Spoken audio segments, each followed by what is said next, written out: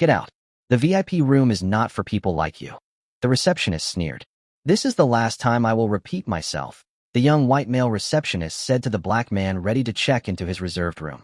But I booked this 3 weeks ago and already paid. Marcus, the black man, replied, calmly showing his confirmation. Why is it suddenly unavailable? The hotel manager's expression hardened. We have given the VP suite to a more befitting client, he said. You clearly don't belong here. This isn't some budget motel. We have standards. And what standards are those exactly? Marcus asked, his voice dangerously quiet. Sir, you're causing a disturbance, the manager warned. We have another standard room for you to take, or you will be arrested for disturbing the hotel's peace. The manager threatened him, but what they didn't know was that the man they were discriminating against, the man they were about to arrest for causing trouble, was actually their boss. And he was recording every single discriminatory word. Marcus Richardson wasn't born into wealth. 25 years ago, he was pushing a housekeeping cart down the hallways of the Grand Astoria Towers Hotel in downtown Miami, earning minimum wage and dreaming of something bigger. He was 19 years old, a young single father working double shifts just to keep the lights on in his tiny studio apartment. But Marcus had something that money couldn't buy: vision, determination, and an unshakable belief that every person deserves to be treated with dignity, no matter what they looked like or where they came from. While he scrubbed toilets and changed bed sheets, he watched everything.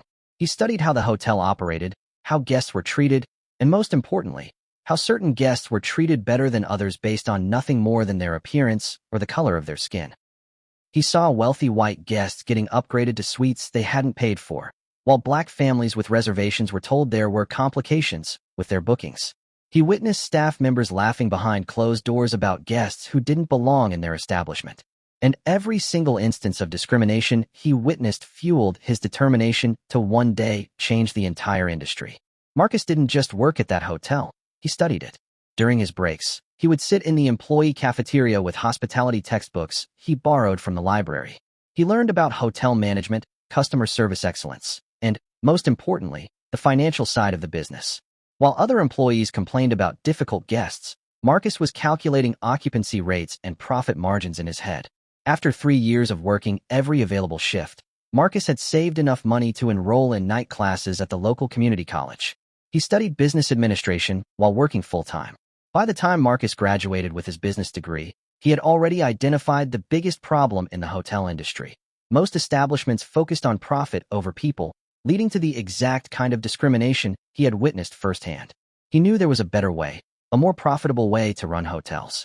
Treat every guest with excellence, regardless of their background, and they'll become loyal customers for life. Marcus's first break came when he approached the owner of a failing budget hotel with a proposal. He offered to manage the property for a share of the profits, betting everything on his belief that exceptional service could turn any hotel around. The owner, desperate and facing bankruptcy, agreed to give the young man a chance. Within 18 months, Marcus had transformed that failing hotel into one of the most profitable properties in the city. He implemented strict customer service standards, hired diverse staff, and, most importantly, he made sure every single guest felt valued from the moment they walked through the door. Word spread quickly. This was the hotel where everyone was treated like royalty. The success of that first hotel became the foundation of what would eventually become Richardson Hospitality Group. Over the next 15 years, Marcus acquired property after property, always with the same philosophy: dignity and excellence for every guest, regardless of their appearance, their accent, or their background. But Marcus never forgot where he came from. That's why, even as his empire grew to include 47 luxury properties across 12 states, he continued his practice of visiting hotels undercover. He would book rooms under false names, dress modestly, and experience his properties exactly as a regular guest would. This wasn't just about quality control. It was about ensuring that the discrimination he had witnessed as a young housekeeper never happened in any Richardson property. Marcus's properties consistently ranked highest in customer satisfaction. His staff knew that discrimination of any kind was grounds for immediate termination, and his hotels had become known as places where everyone truly was welcome. Which brings us to 3 days ago when Marcus received the call he had been waiting for. The Pinnacle Hotels chain, a struggling collection of 15 properties known more for their declining service than their luxury amenities, was finally ready to sell. Marcus had been watching Pinnacle for months, hearing rumors about their discriminatory practices and poor management. The acquisition had been completed in complete secrecy. Marcus's lawyers had structured the deal through a series of shell companies, ensuring that Pinnacle's current management had no idea who their new owner was. The plan was simple. Marcus would spend a few days experiencing Pinnacle properties as a regular guest, documenting any issues he discovered before revealing his ownership and implementing necessary changes. That's why, just 2 days after signing the papers that made him the owner of Pinnacle Hotels, Marcus had booked the VIP suite at their flagship property under the name Mark Robinson. He had deliberately chosen a modest outfit and traveled without his usual entourage, wanting to experience the hotel exactly as any other guest would. The confirmation email was crystal clear: VIP suite, $800 per night, prepaid in full. Marcus had used his personal credit card, the same one he had used for hundreds of undercover hotel visits over the years. Everything was legitimate, everything was confirmed, and everything was paid for. But the real test wasn't just about room availability. It was about how the staff would treat a black man traveling alone, requesting their best accommodations. Marcus had a sinking feeling that Pinnacle Hotels was about to fail this test spectacularly. The night before his trip, Marcus had held an emergency board meeting with his senior executives. "I want everyone on standby," he had told them. "If what I suspect is happening at Pinnacle is true, we're going to need to move quickly to clean the house."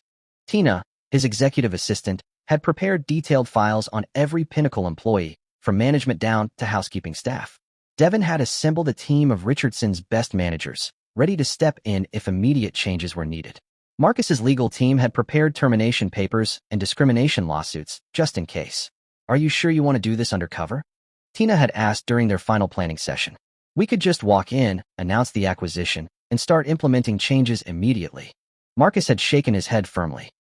"The only way to truly understand what's happening in these hotels is to experience it myself. If we're going to fix Pinnacle's culture of discrimination, I need to document exactly how bad it really is." Later that day, Marcus approached the Pinnacle Hotel's front desk at exactly 3:30 p.m., pulling his modest rolling suitcase behind him. He had deliberately chosen simple business attire: a dark pantsuit from a department store, minimal jewelry, and comfortable loafers. This wasn't about making an impression. It was about experiencing the hotel exactly as any regular guest would. The marble lobby was impressive, with soaring ceilings, crystal chandeliers, and the kind of understated luxury that whispered rather than shouted about wealth. Marcus took it all in, mentally comparing it to his own Richardson properties, noting areas where service could be improved. 2 staff members were working behind the long marble front desk. The first was a young white man with perfectly styled blonde hair and a smile that looked like it came from customer service training. The second was an older white man in his 30s, adjusting his tie as he processed paperwork. Marcus approached the desk and waited and waited. Both staff members were clearly aware of his presence. He was standing directly in front of them, but neither made eye contact or acknowledged his arrival. The blonde receptionist continued typing on his computer, occasionally glancing at Marcus, but never offering assistance. The male clerk shuffled papers, organized brochures, and found various busy work that somehow prevented him from providing customer service. After 3 full minutes of being ignored, Marcus cleared his throat politely. "Excuse me, I'd like to check in." The blonde receptionist finally looked up with an expression that suggested Marcus was interrupting something important. "Name?" he asked curtly. No greeting, no welcome, no acknowledgement that Marcus was a guest in their supposedly 5-star establishment. "Mark Robinson," Marcus replied, using his assumed name. "I have a reservation." The receptionist's fingers moved slowly across the keyboard, taking far longer than necessary to locate a simple reservation. Marcus noticed his eyes kept drifting up to assess Mark's appearance, his off-the-rack suit, his modest briefcase, his natural hairstyle. "I'm showing a reservation, but there seems to be a problem," the receptionist said after what felt like an eternity. Marcus felt his stomach tighten, but kept his voice calm. "What kind of problem?" "The VIP suite you booked, it's no longer available." "What do you mean it's no longer available?" Marcus asked, pulling out his phone to show the confirmation email. "I booked this 3 weeks ago. I have a confirmation number, and I've already been charged." The receptionist barely glanced at Marcus's phone screen. Sometimes these online bookings have issues. The system doesn't always update properly. Marcus's voice remained steady despite his growing anger. "This wasn't an online booking. I called directly and spoke with someone named Jennifer. She confirmed the VIP suite, took my credit card information, and sent me a confirmation email. $800 was charged to my card immediately." "Well, I'm showing that the suite is unavailable," the receptionist replied with practiced indifference. "We can offer you a standard room instead at the same price."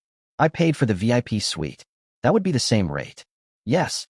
Marcus couldn't believe what he was hearing. So, you want me to pay VIP suite prices for a standard room because you gave away my confirmed reservation? The receptionist's fake smile became even more strained. Sir, we're trying to accommodate you despite the booking complications. Booking complications that didn't exist until I arrived, Marcus pointed out. My reservation was confirmed this morning when I called to verify my check-in time.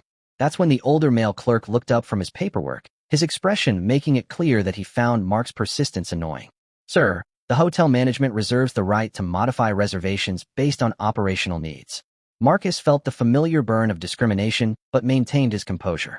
Operational needs, or did someone else want my suite? Before either staff member could answer, a woman's voice boomed across the lobby. Peterson, good to see you again.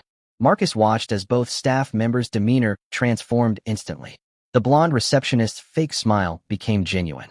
The male clerk straightened his tie and rushed around the counter to greet the guest personally. Miss Keller, welcome back, ma'am. The clerk, apparently Peterson, gushed with enthusiasm Marcus hadn't seen moments earlier. How was your flight from Seattle? Delayed as usual, Diana Keller replied, her expensive designer suit and diamond watch catching the lobby's crystal chandelier light. But I'm here now and ready for that VIP suite. You know how I like my accommodations. Marcus's blood ran cold as he realized what was happening. His VIP suite, the one he had booked and paid for weeks in advance, was about to be given to someone who hadn't even made a reservation. Of course, Miss Keller, Peterson replied smoothly. We have your usual suite ready and waiting. Marcus stepped forward. Excuse me, that's my suite. I have a confirmed reservation. Peterson turned to him with barely concealed irritation. Sir, as I explained, your booking had complications. No complications, Marcus interrupted firmly. You're giving my paid reservation to someone who just walked in without a booking. Keller looked Marcus up and down with obvious disdain. I think there's been some misunderstanding. I'm a platinum member here. And I have a confirmed reservation that I paid for 3 weeks ago, Marcus replied evenly. The blonde receptionist jumped in quickly. Miss Keller, there was a small issue with the room assignment, but we've resolved it. Your suite is ready. Marcus couldn't believe the blatant favoritism he was witnessing.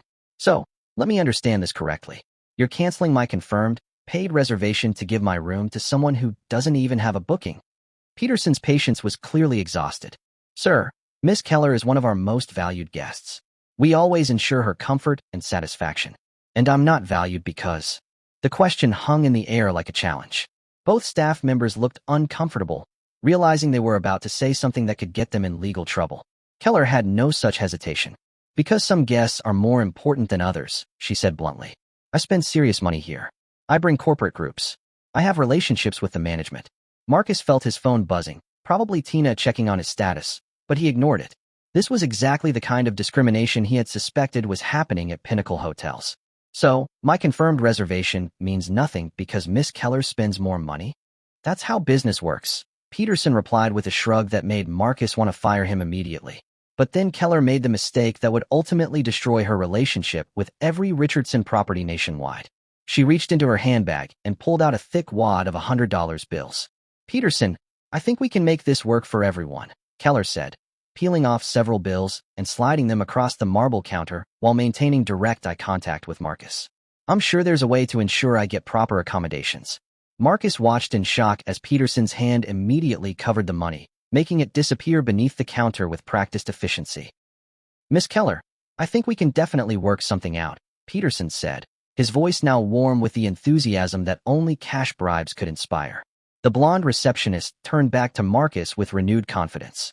Sir, unfortunately, your reservation has been canceled due to overbooking issues. Overbooking issues? Marcus repeated incredulously. 5 minutes ago, you said it was booking complications. Now it's overbooking. Which lie are you sticking with? There's no need to get hostile, Peterson warned. We're offering you alternative accommodations at a very reasonable rate. Marcus pulled out his phone and showed them the confirmation email one more time. I want the VP suite I booked and paid for. I want the accommodations that were confirmed 3 weeks ago and charged to my credit card. The blonde receptionist didn't even look at the confirmation. That reservation has been canceled due to operational requirements. You mean it's been canceled because she bribed you? Marcus said, gesturing toward Keller. Keller's face turned red with indignation. I resent that accusation. I made a contribution to ensure excellent service. A bribe, Marcus said flatly. You made a bribe to steal my room. That's when Peterson made the decision that would ultimately cost him his job.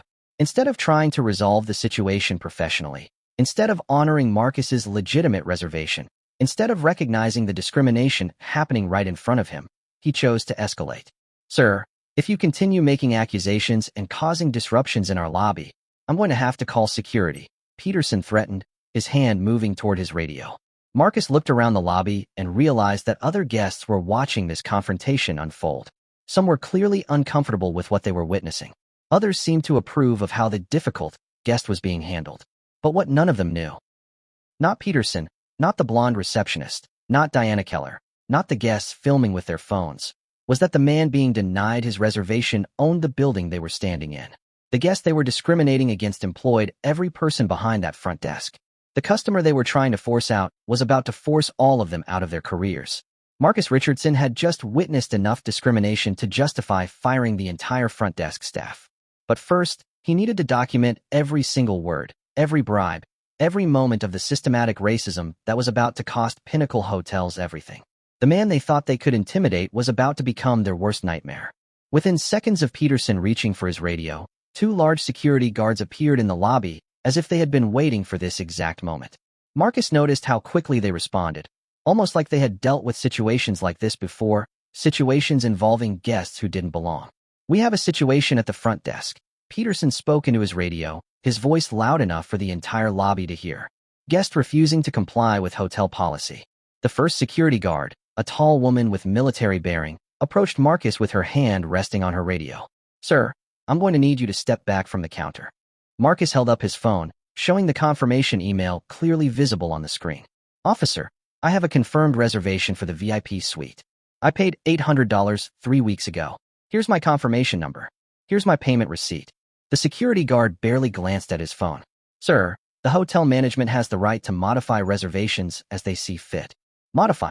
Marcus's voice carried a dangerous edge. They didn't modify anything. They stole my room and gave it to someone who bribed them. Peterson whispered something urgent to Keller, who nodded and stepped back with a satisfied smirk. Marcus caught fragments of their conversation, something about handling difficult guests and maintaining hotel standards. The collusion was so blatant, it was almost comical. Sir, the second security guard joined the first. We're going to need you to lower your voice and accept the alternative accommodations being offered. Marcus looked around the lobby and realized what was happening. Other guests were staring, some filming with their phones, all witnessing a black man being surrounded by security guards for the crime of wanting to stay in a room he had paid for. The optics were terrible. But that was exactly what Peterson was counting on. Public embarrassment to force his compliance. I want to speak to your general manager, Marcus said firmly. I am the front desk manager, and I'm handling this situation, Peterson replied, stepping forward with renewed confidence now that security had arrived. Sir, due to your disruptive behavior and refusal to accept reasonable accommodations, your reservation is hereby canceled. Canceled? Marcus's voice rose despite himself. You can't cancel a confirmed paid reservation because I objected to discrimination. We can cancel any reservation for disruptive behavior, Peterson said smugly. It's clearly stated in our terms and conditions. Marcus felt his phone buzzing with texts from Tina and the board members, but he couldn't check them with security guards flanking him. Fine, cancel my reservation, but I want a full refund immediately. Peterson's smile became even more predatory. Unfortunately, due to processing fees and the short notice of cancellation, we can only offer a partial refund. After administrative costs, you'll receive approximately $400 back. Administrative costs? Marcus couldn't believe what he was hearing. You're stealing my room, having me surrounded by security, and now you're keeping half my money. Sir, those are the terms you agreed to when you made the reservation, Peterson replied, clearly enjoying every moment of this power play. The first security guard stepped closer. Sir, if you continue raising your voice, we're going to have to escort you from the premises. Marcus looked around the lobby one more time, noting the faces watching this spectacle unfold. He thought about Tina and Devin, about the board members waiting for his call, about the 25 years he had spent building an empire based on dignity and respect for every guest. This was exactly the kind of discrimination he had dedicated his career to fighting. But he also knew that getting arrested, even wrongfully, would complicate everything. The story would become about a disruptive guest rather than about systemic racism. He needed to stay in the hotel to document everything that was happening. Wait, Marcus said, holding up his hand as the security guards moved to escort him out. I'll take the smaller room. Peterson raised an eyebrow, clearly not expecting him to back down. At the same rate you paid for the suite? Every fiber of Marcus's being wanted to refuse, but he forced himself to nod. At the same rate. Excellent, Peterson said, his voice dripping with condescension. I'm so glad we could reach an understanding. Officers, the situation is resolved. As the security guard stepped back, Peterson handed Mark a new key card. Room 237. It's on the second floor near the service elevators. I'm sure it will be adequate for your needs. Marcus took the key card, his fingers trembling slightly with suppressed rage. But as he walked toward the elevator, he quickly pulled out his phone and sent a group text to all his board members. Discrimination confirmed. Keep monitoring remotely. This is worse than we thought. The response from board chair, Edward, came immediately. Documented everything. Legal standing by. Proceed with caution. Room 237 was everything Marcus had feared it would be. Located directly next to the service elevators, the constant noise of housekeeping carts and maintenance equipment created a steady din that would make sleep impossible. The room itself was poorly maintained. Stained carpet, flickering lights, and a window that looked directly onto the hotel's loading dock. This wasn't just a smaller room. This was punishment. This was the room they gave to guests they wanted to discourage from ever coming back. Marcus immediately called the front desk. This is Mark Robinson in room 237. There are several maintenance issues I need to report. The voice that answered was different from the receptionist he had dealt with earlier, younger, less polished. Oh, hi, Mr. Robinson. What seems to be the problem? Marcus detailed the flickering lights, the stained carpet, the broken air conditioning, and the excessive noise from the service area. He spoke calmly and professionally, giving them every opportunity to provide proper customer service. I'm sorry about those issues, the young man said, and Marcus could hear genuine sympathy in his voice. Let me check what other rooms we have available. There was a pause. Then Marcus heard muffled voices in the background. When the receptionist came back online, his tone had changed completely. I'm sorry, Mr. Robinson, but that's all we have available for your type of booking. The maintenance issues will be addressed when housekeeping has time. My type of booking? Marcus's blood ran cold. Oh, I mean discount bookings, online reservations, that type of booking, the receptionist stammered. But Marcus had heard the hesitation, the coaching from someone in the background. He knew exactly what type they were really referring to. As Marcus hung up the phone, he heard voices in the hallway. Housekeeping staff pushing their carts past his door.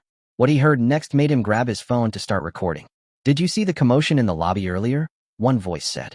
Oh, yeah. Another replied with a laugh. Another one trying to get into the VIP suite. Peterson handled it though. Marcus's hand tightened around his phone as he documented every word. These weren't isolated incidents. This was a systematic pattern of discrimination that Diana Keller was actively paying to maintain. He immediately began taking photos of his room's poor conditions, sending them in real time to his board members along with voice notes documenting everything he had witnessed. Tina responded within minutes. This is lawsuit-level discrimination. Edward wants to move immediately, but Marcus wasn't done gathering evidence yet. He decided to test the hotel's amenities, curious to see how far the discrimination extended. The hotel pool area told the entire story. Marcus approached the attendant, a young woman in her 20s who looked him up and down before speaking. Can I help you? Her tone suggested he definitely didn't belong there. I'm a guest. Room 237. I'd like to use the pool. Do you have your room key? Marcus showed his key card. The attendant examined it far longer than necessary before handing it back. Pool closes in 30 minutes, she said curtly, despite the posted hours showing it stayed open for 3 more hours. I'll just swim for a few minutes then, Marcus replied. You'll need to shower first. Health regulations. Marcus looked around and noticed that white guests were entering the pool area without being asked to shower, without having their room keys scrutinized, without being told about early closing times. At the hotel restaurant, the hostess tried to seat Marcus at a table directly next to the kitchen despite the dining room being nearly empty. When Marcus requested a different table, he was told that was the only available seating for walk-in guests, despite having made a reservation. The pattern was unmistakable, documented, and about to become very expensive for Pinnacle hotels. But it was at the concierge desk that Marcus met the one bright spot in this entire nightmare. A young black man named Noah, who looked genuinely distressed by what he had witnessed in the lobby. Mr. Robinson. Noah approached Marcus cautiously. I'm Noah Williams, one of the junior staff members. I wanted to apologize for what happened earlier. That wasn't right. Marcus studied Noah's face and saw genuine concern. not the fake sympathy he had been receiving from other staff members. Thank you, Noah.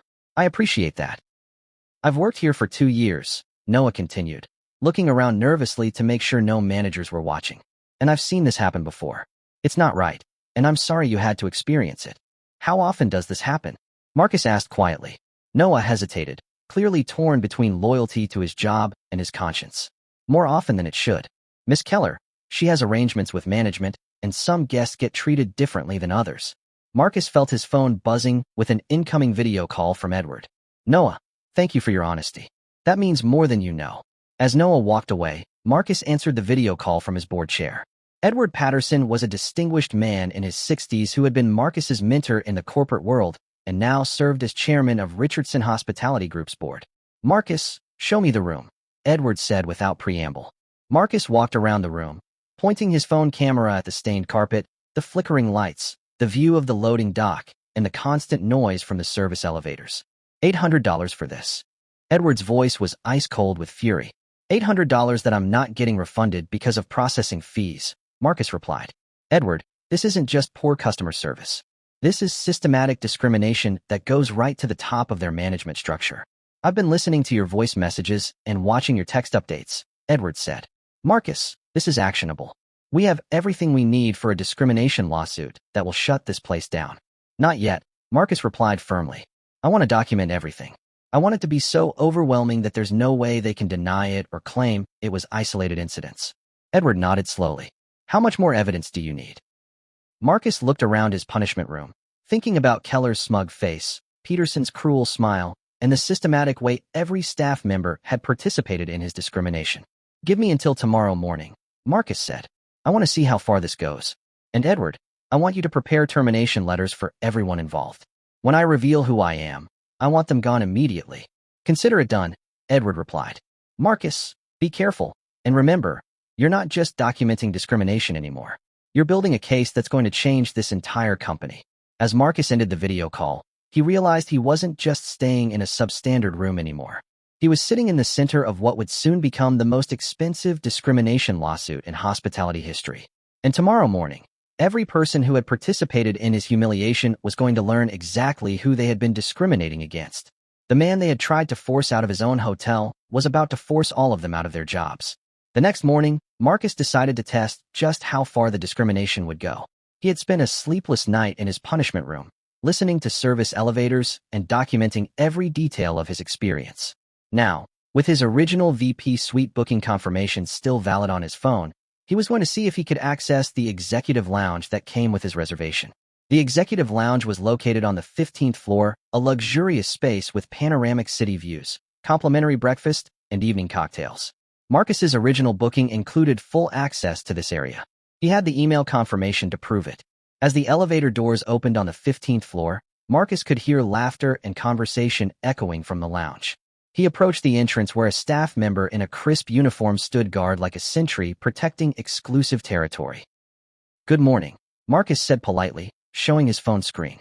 I'm Mark Robinson. I have executive lounge access with my VIP suite booking. The staff member, whose name tag read Marta, barely glanced at his confirmation.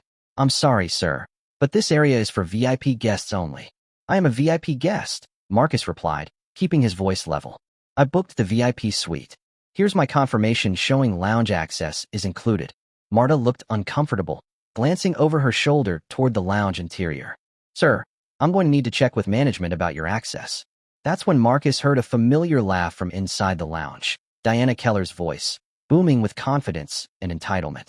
He stepped slightly to the side and could see her through the entrance, sitting at the best table by the windows, a full breakfast spread in front of her, and what looked like her third mimosa of the morning. Is that Miss Keller? Marcus asked.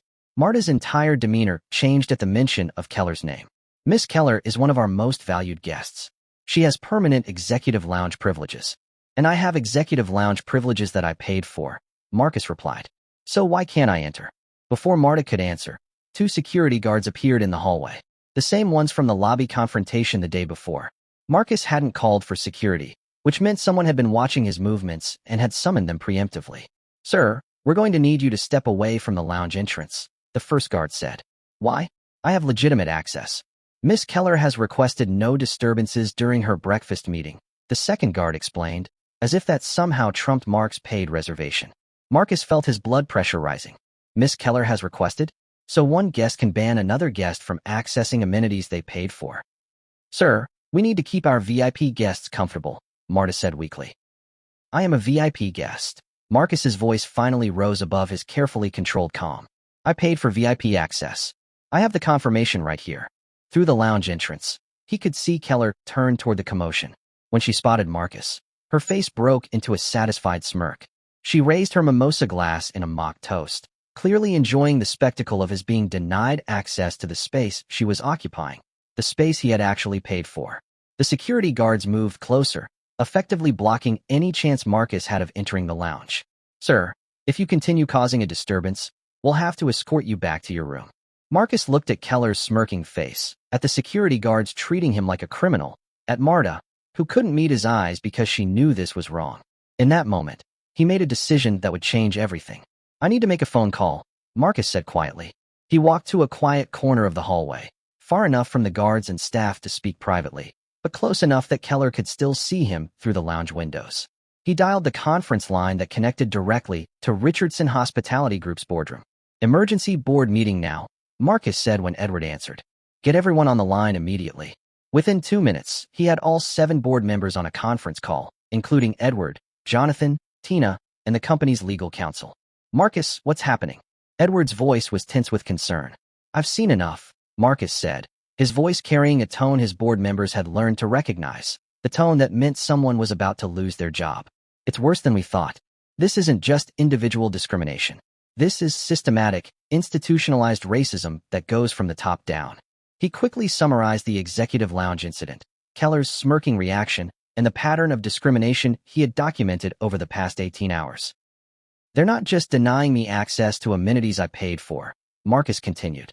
They're allowing one racist guest to dictate who gets to use hotel facilities. This is a civil rights violation on multiple levels. Jonathan Webb, the board's legal expert, spoke up. Marcus, we have enough for a federal discrimination lawsuit right now. This is textbook violation of public accommodations law. I want more than a lawsuit, Marcus replied, his voice ice-cold with determination. I want heads to roll. Activate Plan B immediately. I want the entire transition team here first thing tomorrow morning. Marcus, Edward said carefully. Once we do this, there's no going back.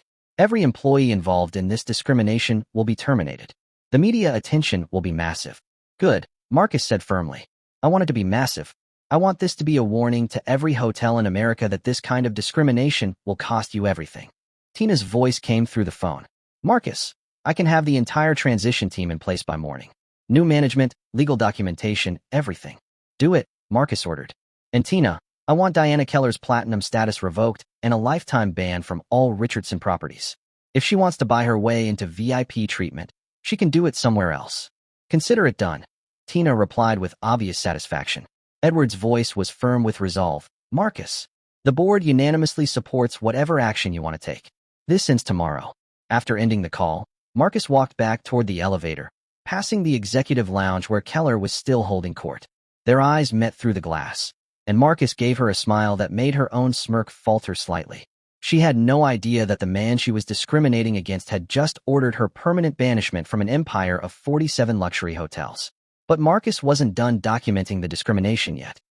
He wanted to confront Peterson directly about everything he had witnessed and recorded. He found him in the lobby, schmoozing with potential guests and playing the role of the professional hotel manager. Marcus approached him with his phone, discreetly recording the conversation. Mr. Peterson, I'd like to discuss the treatment I've received at your hotel. Peterson's fake smile appeared instantly. Mr. Robinson, I hope you're finding your accommodations satisfactory. You mean the room next to the service elevators with broken air conditioning and stained carpets? The room I'm paying VIP suite prices for. Peterson's smile never wavered. I'm sorry you're not completely satisfied, but sometimes these accommodations are necessary for operational efficiency. Operational efficiency, Marcus repeated. Is that what you call denying black guests access to amenities they paid for while allowing white guests to use facilities they haven't even reserved? Peterson looked around nervously, clearly uncomfortable with the direction of the conversation. Sir, I think you're misinterpreting our customer service approach. Am I?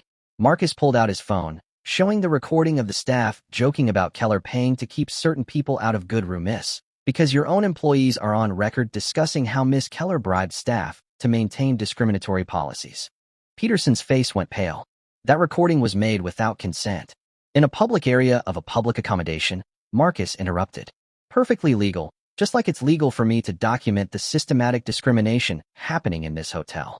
Peterson's composure was cracking. Mr. Robinson, this is just business. We have to keep our most valuable customers happy. Miss Keller spends significant money here every month. So discrimination is just business? Marcus asked, making sure his phone captured every word. We prioritize our loyal, high-spending guests, Peterson said defensively. That's not discrimination. That's customer service. Even when those guests pay bribes to deny service to black customers? Peterson realized he had said too much. I think this conversation is over. But Marcus wasn't finished. As he stood in the lobby, he witnessed something that made his blood boil all over again. A black family with 2 young children approached the front desk, clearly excited about their vacation. Marcus watched as the same pattern of discrimination unfolded. Questions about their reservation, suggestions for more suitable accommodations, and barely concealed hostility from the staff. Marcus couldn't stand by and watch it happen again. He approached the family and spoke quietly to the father. Excuse me, but I couldn't help overhearing. What room did you originally book? The family suite on the 8th floor, the man replied, looking confused. But they're saying it's not available and offering us 2 separate rooms instead. Marcus turned to the receptionist. Why isn't there reserved room available? That's between the hotel and our guests. The receptionist replied coldly. Marcus handed the father his business card, not his Richardson hospitality card, but a personal card with just his contact information. Document everything, he said quietly. Every conversation, every change to your reservation, everything, and call that number tomorrow.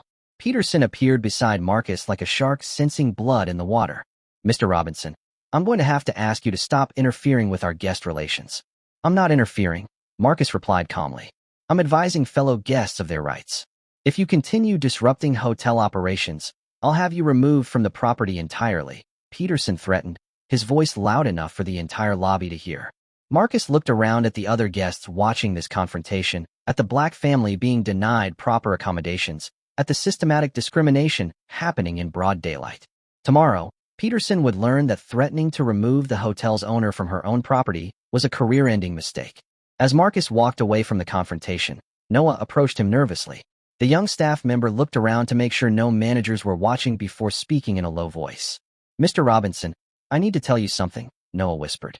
What you're seeing isn't new. Miss Keller has been paying managers here for years to keep certain guests out of the better room. It's not just her.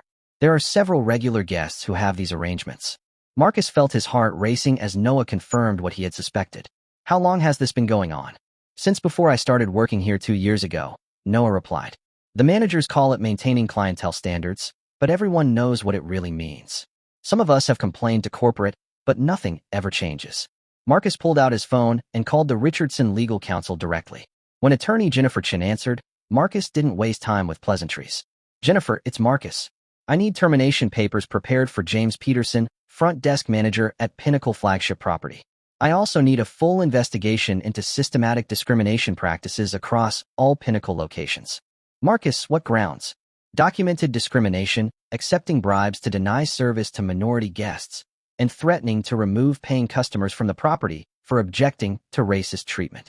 I'll have the papers ready by morning, Jennifer replied. Marcus, this is going to be a media firestorm when it breaks. I'm counting on it, Marcus said grimly. I want every hotel manager in America to see what happens when you allow discrimination in your property.